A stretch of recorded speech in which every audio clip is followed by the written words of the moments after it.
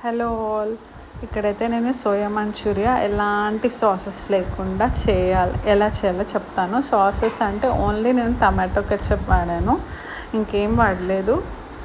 Trust me, మనం స్ట్రీట్లో తిన్న మంచూరియా ఫీలింగ్ అయితే నాకు వచ్చింది. ఒక్కసారి ట్రై చేయండి. ఒక సీక్రెట్ టిప్ ద్వారా ఈ టేస్ట్ అయితే వచ్చిందని చెప్తాను. ఇక్కడైతే పెరుగు, ఆల్రెడీ సోయా చంక్స్ వేడి నీళ్ళల్లో నానబెట్టేసి ఆ నీళ్ళన్నీ స్క్వీజ్ చేసాక పెరుగు, ఉప్పు, కారం, పసుపు, గరం మసాలా, కసూరి మేతి, కొంచెం కార్న్ఫ్లవర్ ఇవన్నీ కలిపేసి మనం స్క్వీజ్ చేసిన సోయా చంక్స్ ఉన్నాయి కదా, అవి వేయాలి.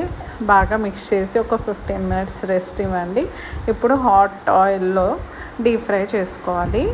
ఇక టిప్ అని చెప్పా కదా, మనం ఈ డీప్ ఫ్రై చేసిన ఆయిల్లే మళ్ళీ నెక్స్ట్ ఏదైతే ఉంటుందో మనం మంచూరియా చేయడానికి అది వాడాలి. ఇదే సీక్రెట్ టిప్. వాళ్ళు అన్నీ ఎప్పుడెప్పుడో డీప్ ఫ్రై చేసి ఆయిల్ వేస్తేనే ఆ ఫ్లేవర్ వస్తుంది అనుకుంటాను, నాకు తెలిసి. నేను ఇది చేశాక ఇదే గమనించాను. ఆయిల్ తీసుకుని వెల్లుల్లి వేయంగానే ఆ స్మెల్ వచ్చేసింది అనమాట. ఆల్రెడీ మంచూరియా చేసేసాము అన్న స్మెల్ వచ్చింది. ఇదే అనమాట వాళ్ళ సీక్రెట్ టిప్. వాళ్ళు ఎప్పుడెప్పుడో ఆయిల్ చేసి అదే వేస్తారు కదా, అందుకే అంత టేస్ట్గా ఉంటుంది.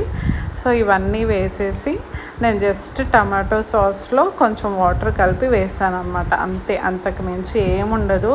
ఆ సోయా సాస్లు అవి ఇవి వేయకుండా సింపుల్గా ఇలా చేయండి. సూపర్ టేస్ట్ ఉంటుంది. అక్కడ తిన్న ఫీలింగ్ రాకపోతే నన్ను